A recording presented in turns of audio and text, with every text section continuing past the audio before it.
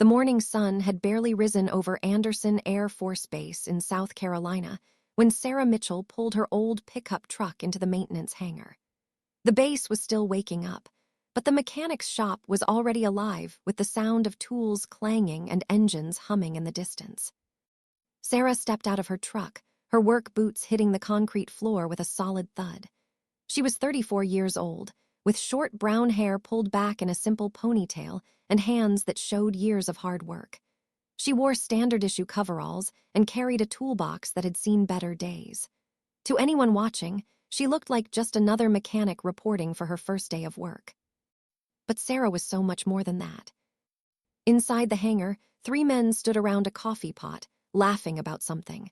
They fell silent when they saw her approaching. The tallest one, a man named Rick with a beer belly and grease-stained shirt, looked her up and down with obvious doubt in his eyes. "Can we help you, miss?" he asked, his tone dripping with condescension. "The admin building is across the way if you're looking for secretarial work." Sarah kept her face neutral. She had dealt with men like this before. "I'm Sarah Mitchell. I'm the new senior mechanic. I start today." The 3 men exchanged glances. The second man, younger with red hair, let out a short laugh. "Senior mechanic, you." "That's what my papers say," Sarah replied calmly. She pulled out her work order and handed it to Rick. Rick barely glanced at it before handing it back. "Well, I don't know what strings you pulled to get this position, but around here, you earn your place. We don't give special treatment just because you're a woman." Sarah bit back the response that wanted to escape. She had 8 years of experience as a Navy mechanic, plus 4 years before that doing things these men couldn't imagine. But she wasn't here to brag. She was here to work and rebuild her life after everything she had lost. "I don't want special treatment," she said quietly. "Just point me to my station." The third man, an older guy with gray hair named Pete, seemed slightly less hostile. He gestured toward the far corner of the hangar. "We've got an F-18 over there with engine trouble.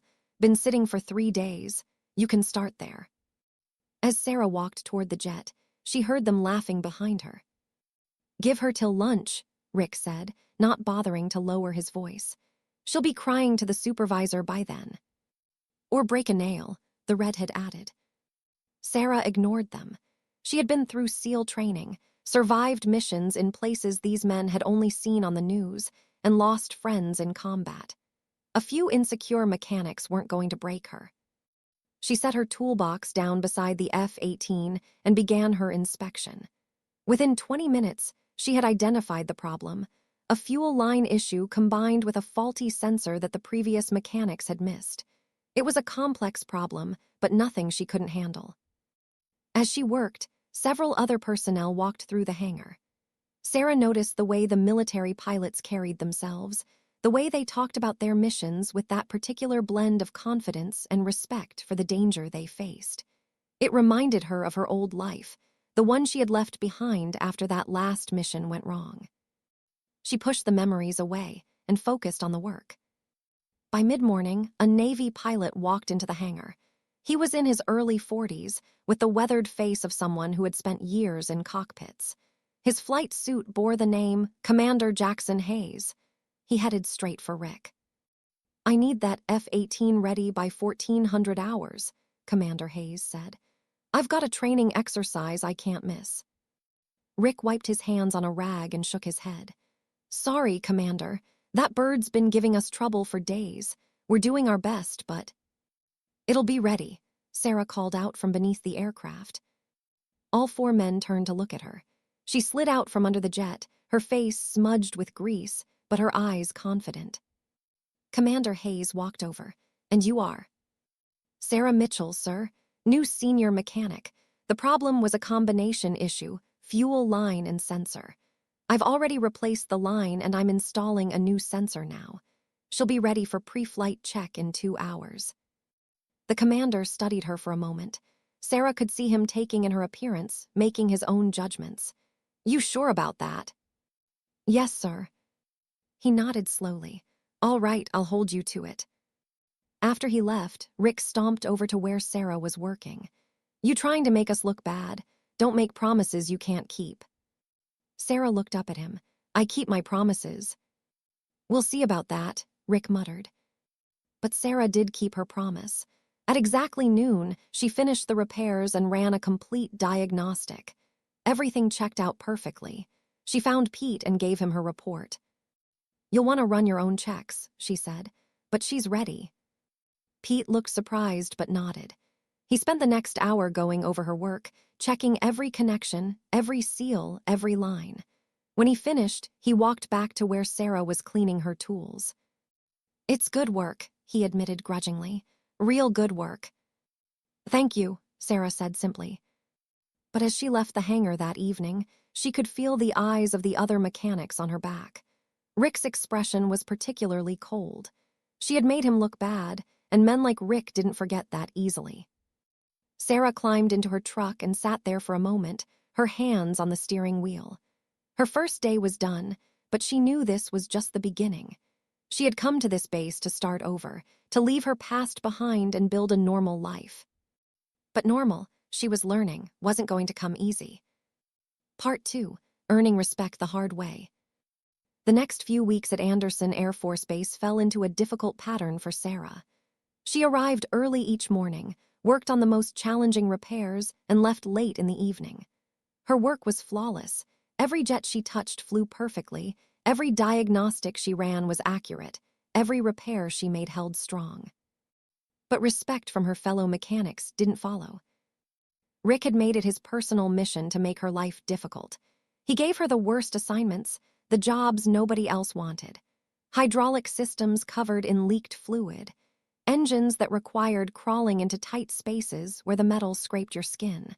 Landing gear stuck with years of built-up grime. Sarah took it all without complaint.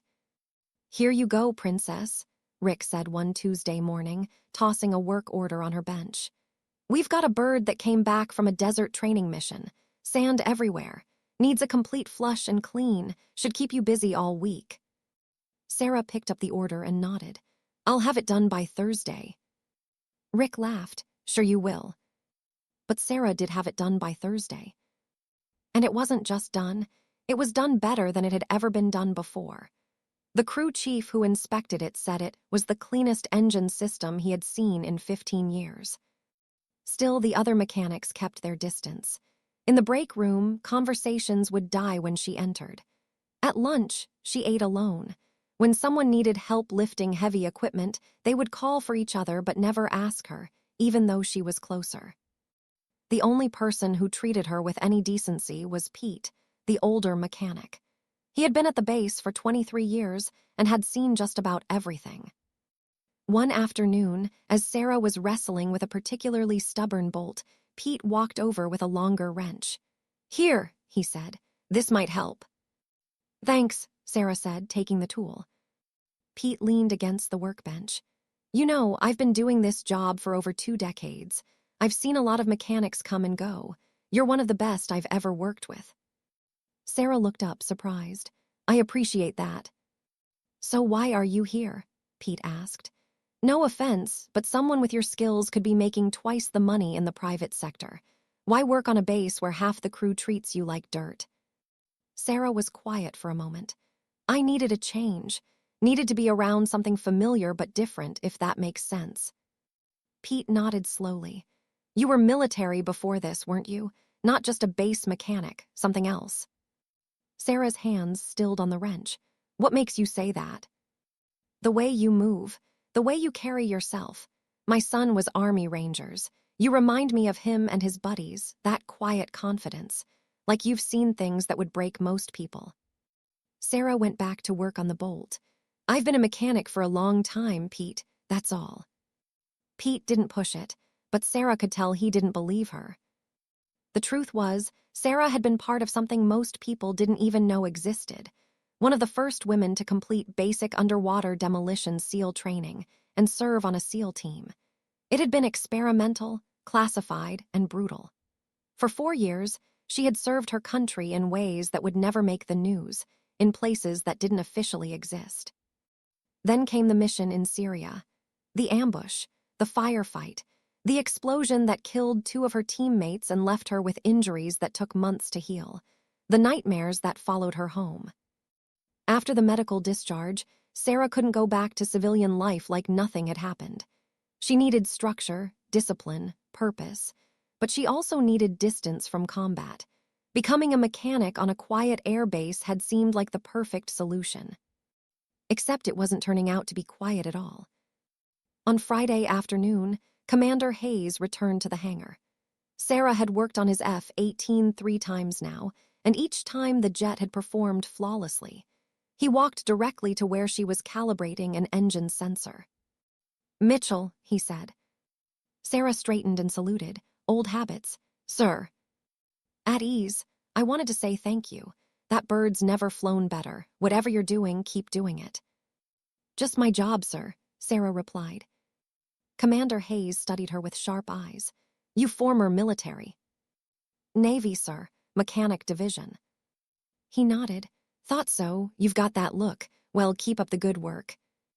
As he walked away, Sarah felt someone watching her. She turned to see Rick glaring at her from across the hangar. The hatred in his eyes was clear. That evening, as Sarah was locking up her toolbox, she found that someone had poured motor oil into her tool drawer. Hours of cleaning couldn't save some of her equipment. Wrenches, screwdrivers, measuring tools, all ruined. She didn't report it.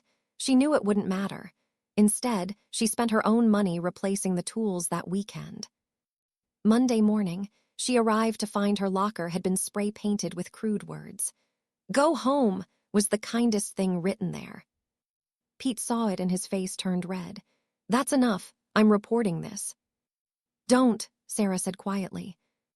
"Sarah, this is harassment. You can't just—" "I said don't." Her voice was firm but not angry. "It'll only make things worse." Pete shook his head, but respected her wishes. But Rick wasn't done. Over the next week, the harassment escalated. Tools went missing. Work orders disappeared. Once, Sarah found that someone had loosened bolts on a platform she regularly used. She could have been seriously hurt. Through it all, Sarah remained calm. She fixed what was broken. She replaced what was stolen. She double-checked everything because she couldn't trust anyone to have her back. The other mechanics watched this quiet war unfold. Some looked uncomfortable but said nothing. Others seemed to enjoy the show. No one stepped up to help. Sarah began to wonder if she had made a mistake coming here. Maybe she didn't belong in this world. Maybe there was no place for someone like her, too tough for civilian life, too broken for military service. But she refused to quit. She had survived worse than Rick and his playground bullying. She would survive this too. What Sarah didn't know was that everything was about to change. Because hidden beneath her left sleeve, covered by her long-sleeved work shirt even in the South Carolina heat, was a tattoo that told a story. A story of honor, sacrifice, and a brotherhood that few ever earned the right to join. The temperature inside the hangar hit 95 degrees by 10 o'clock that Thursday morning. The air conditioning system had broken down the day before, and the repair crew wouldn't arrive until the afternoon. Every mechanic was sweating through their clothes, but they still had work to do. 3 jets needed to be ready for a training exercise scheduled for the weekend. Sarah was assigned to work on an F-18 that had developed a complex electrical issue. The problem was buried deep in the aircraft systems, requiring her to reach into tight spaces where the heat was even worse. Within an hour, her coveralls were soaked with sweat. Rick walked by and laughed. "What's wrong, Mitchell? Can't handle a little heat." Sarah ignored him and continued working. She had traced the electrical fault to a junction box near the engine. To reach it, she had to squeeze into a narrow space with metal pressing against her from both sides. Commander Hayes entered the hangar with another pilot, a woman named Captain Lisa Chen. They were discussing the weekend exercise while walking toward Hayes's aircraft. "We need all 3 birds in perfect condition," Hayes was saying. "This exercise is being observed by some brass from Washington. No room for error." "Understood, sir," Captain Chen replied. They approached the F-18 where Sarah was working. Only her legs were visible, sticking out from beneath the aircraft's fuselage.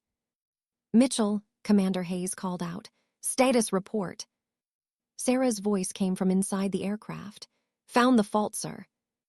replacing the junction box now. She'll be ready for pre-flight by 1500 hours. Good, we need. Hayes stopped mid-sentence. Sarah had pulled herself out from the tight space, her face flushed from the heat and exertion. But what caught everyone's attention was her left arm. In the oppressive heat, she had finally rolled up her sleeves to try to cool down. There, on her left forearm, was a tattoo that made Commander Hayes take a sharp breath. It was the SEAL trident, the distinctive eagle clutching a U.S. Navy anchor, trident, and flintlock pistol. Below it were dates and coordinates that meant nothing to most people, but everything to those who had served. Captain Chen's eyes widened. Is that? Hayes stepped closer, his entire demeanor changed. Mitchell, can I see your arm? Sarah realized what had happened. For weeks, she had kept her sleeves down despite the heat, hiding the one piece of her past she wasn't ready to share. Now it was out there for everyone to see. She held out her arm without speaking. Hayes studied the tattoo carefully. His face had gone pale. No way, he whispered. You were a SEAL. The word SEAL echoed through the hangar. Every mechanic within earshot stopped working and turned to stare.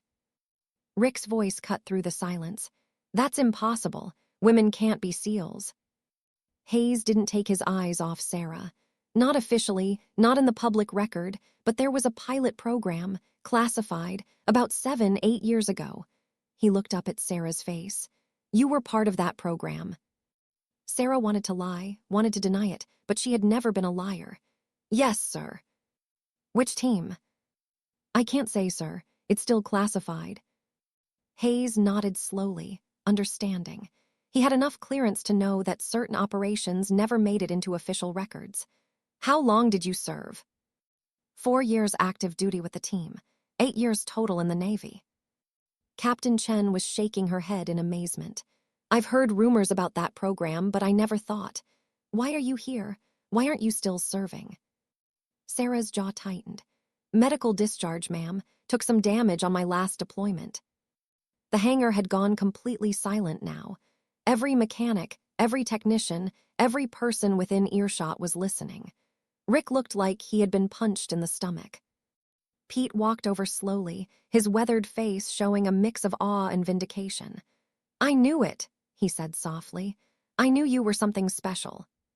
Hayes straightened to attention and saluted Sarah. It's an honor, Petty Officer Mitchell. Sarah returned the salute, old instincts taking over. I go by Sarah now, sir. That life is behind me. Maybe so, Hayes said, but that doesn't change what you've done, what you've sacrificed. He turned to address the entire hangar, his voice carrying authority. For those of you who don't understand what you're looking at, this woman went through the hardest military training on Earth. SEAL training has a 75% dropout rate for men. For the women in that pilot program, it was worse. They had to be better than perfect just to be considered equal. Rick found his voice. There's no way, she's been lying to us. That tattoo could be fake. Hayes turned to Rick with cold eyes. Are you calling her a liar, mechanic? Rick stepped back. I mean. Because I can make some phone calls, Hayes continued. I can verify her service record. Well, the parts that aren't classified. Would you like me to do that? No, sir, Rick muttered. Sarah held up her hand. Commander, it's fine. I don't need you to fight my battles. With respect, Mitchell, yes you do. Hayes looked around at the assembled mechanics. This woman has been working here for weeks. I've seen her work. It's exceptional.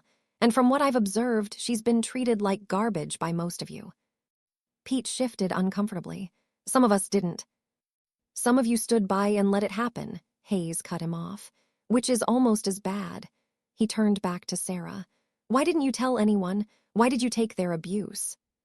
Sarah was quiet for a moment.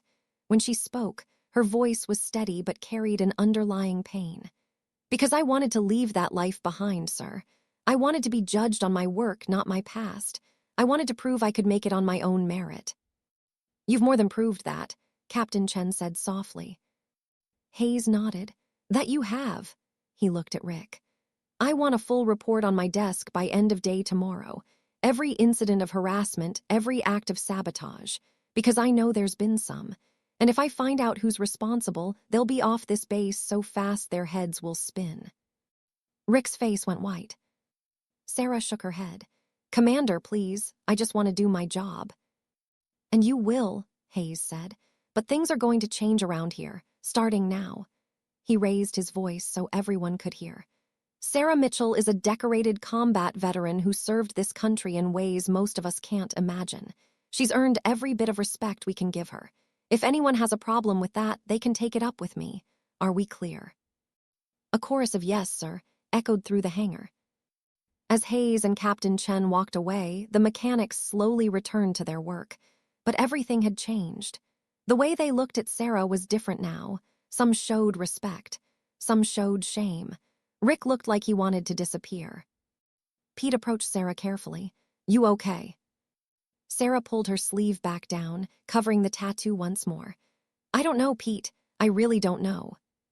For what it's worth, I'm sorry. I should have stood up for you more." "It's okay." "No," Pete said firmly. "It's not okay, but maybe. Maybe things will be better now." Sarah looked around the hangar at the faces watching her, some with curiosity, some with newfound respect, some with hostility that had only grown deeper.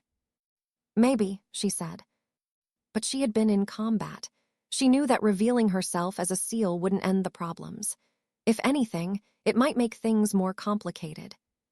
She had no idea how right she was. The news spread through Anderson Air Force Base like wildfire. By the next morning, everyone knew about the mechanic with the SEAL Trident tattoo. Sarah arrived at the hangar to find a group of younger airmen waiting by her truck, asking for autographs and photos. She politely declined and made her way inside. The atmosphere in the hangar had shifted dramatically. Some mechanics treated her with obvious respect now, asking her opinions on repairs and listening when she spoke. Others kept their distance, uncertain how to act around her. And a few, led by Rick, seemed even more resentful than before. Commander Hayes kept his word. That afternoon, he called Sarah into his office. "Sit down, Mitchell," he said, gesturing to a chair. Sarah sat, feeling uncomfortable in the small office. She preferred the hangar, where she could keep her hands busy. Hayes leaned back in his chair. "I made some calls yesterday, spoke to some people I know in Naval Special Warfare Command. Couldn't get specifics because of classification, but I got enough to confirm your service. They spoke very highly of you." "That's kind of them, sir. They also told me about your last mission, about what happened in Syria." Sarah's hands tightened on the armrests. "Sir, I'd rather not." "You don't have to talk about it," Hayes said quickly. "I just want you to know that I understand. I've lost people too. I know what it does to you." They sat in silence for a moment. "I also want you to know that I've started an investigation into the harassment you've faced," Hayes continued. "I've interviewed several mechanics. The evidence against Rick is substantial." Sarah shook her head. "Commander, I don't want to ruin anyone's career." "He tried to ruin yours. He sabotaged your equipment. He created a hostile work environment. By military standards, what he did is serious." "I can handle Rick." Hayes smiled slightly. "I don't doubt that, but this isn't about whether you can handle it. It's about maintaining discipline and respect on this base. There have to be consequences." 3 days later, Rick was reassigned to a different section, away from the flight line, doing inventory work in a warehouse. It was a significant demotion, though not a discharge. When he cleaned out his locker, he wouldn't look at Sarah. But before he left, he cornered her in the parking lot after her shift. "You happy now?" he spat. "You got what you wanted, made me look like a fool." Sarah faced him calmly. "I never wanted this, Rick. I just wanted to do my job." "You're a liar," he said. "You came in here pretending to be some regular mechanic when you were really special forces the whole time. You made fools of all of us." "I never lied about anything," Sarah replied. "You made assumptions. That's on you, not me." Rick stepped closer, his face red. "Women like you think you're so tough, think you can do everything a man can do. But I know the truth. You probably slept your way through SEAL training. That's how women get ahead in the military." Sarah's expression didn't change, but her voice dropped to something cold and dangerous. You want to take this further, Rick. You want to keep pushing, because I promise you it won't end well for you. Something in her eyes made Rick step back. For the first time, he seemed to see the warrior beneath the mechanic's coveralls, the person who had survived things he couldn't imagine. He turned and walked away without another word. Pete had watched the confrontation from his truck. He walked over to Sarah. You okay?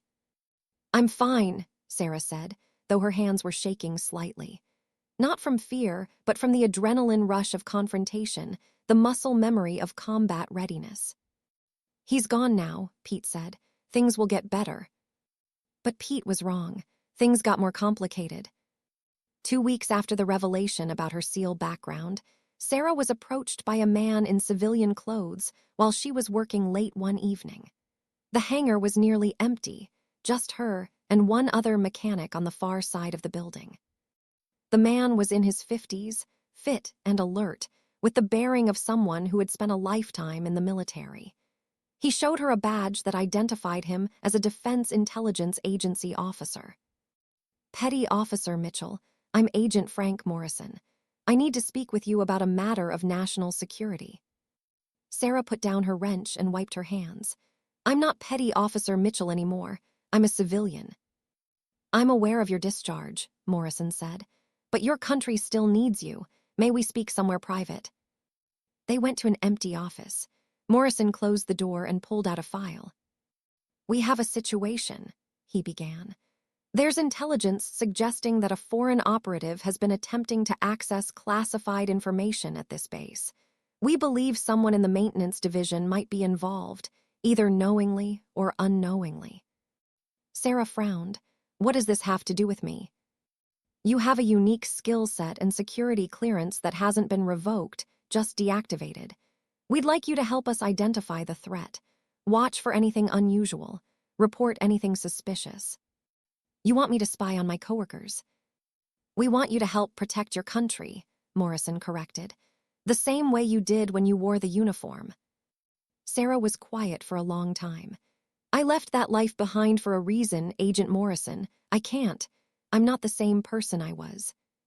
Morrison's expression softened slightly. I've read your file, Mitchell. I know what happened in Syria. I know about the friends you lost. But I also know that you're one of the most capable operators this country has ever produced. We wouldn't ask if it wasn't critical. Give me time to think about it, Sarah said. You have 48 hours, Morrison replied. After that, the window closes. After he left, Sarah sat alone in the office for a long time. She thought about her teammates who had died in Syria, about the nightmares that still woke her up at 3 a.m., about the promise she had made to herself to leave the warrior life behind. But she also thought about duty, about honor, about the oath she had taken that didn't end just because she had taken off the uniform. The next day, she noticed something odd. One of the newer mechanics, a quiet man named Davis, had been asking unusual questions about aircraft systems, specifically about communications and navigation equipment. Questions that went beyond normal maintenance curiosity. Sarah watched him carefully over the next 24 hours. She saw him photographing technical manuals when he thought no one was looking. She observed him accessing computer systems that weren't part of his normal duties. When her 48 hours were up, Sarah called Agent Morrison. I'll help you, she said, but I need your word that no one gets hurt unnecessarily. If there's a threat, we handle it cleanly. You have my word, Morrison said. Then we need to talk about Mechanic Second Class Davis, Sarah said, because something about him isn't right. What Sarah didn't know was that her decision to help would set in motion a chain of events that would test everything she had learned as a SEAL. And it would force her to confront the very demons she had been running from. The warrior life, it seemed, wasn't done with her yet. The investigation moved quickly after Sarah identified Davis as suspicious. Agent Morrison brought in a small team, and they set up surveillance. Within 3 days, they had confirmation. Davis was indeed passing information to a foreign intelligence service. He had been using his position in the maintenance division to photograph classified technical specifications and upload them through an encrypted channel. But Morrison wanted more than just Davis. He wanted the entire network. "We need you to get close to him," Morrison told Sarah in a secure briefing room off base. "Make him trust you. Find out who else is involved." Sarah shook her head. "I'm a mechanic, not an undercover agent." "You're a SEAL," Morrison corrected. "You've run operations behind enemy lines. This is no different." "It's very different," Sarah said. "Those operations, I had a team, I had backup. Here I'm alone."